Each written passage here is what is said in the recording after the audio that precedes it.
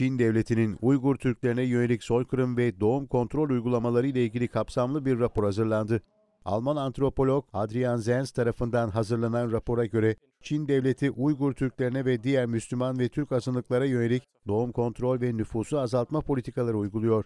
Raporda Çin'in doğum kontrol politikaları nedeniyle Uygur Türkleri ve diğer Müslüman Türk azınlıklarının doğum sayısının 20 yıl içinde 4,5 milyon azalması bekleniyor.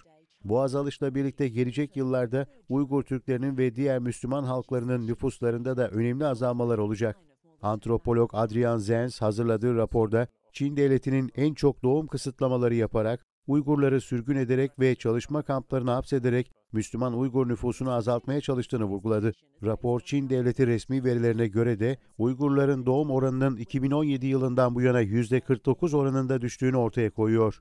Adrian Zenz yaptığı açıklamada bu rapor, Çin hükümetinin Uygur nüfusuna yönelik uzun vadeli planlarının arkasındaki niyeti ortaya koyuyor. Çin, doğum kontrol uygulamalarıyla adeta Müslüman Uygurlara ve diğer azınlıklara soykırım uyguluyor dedi.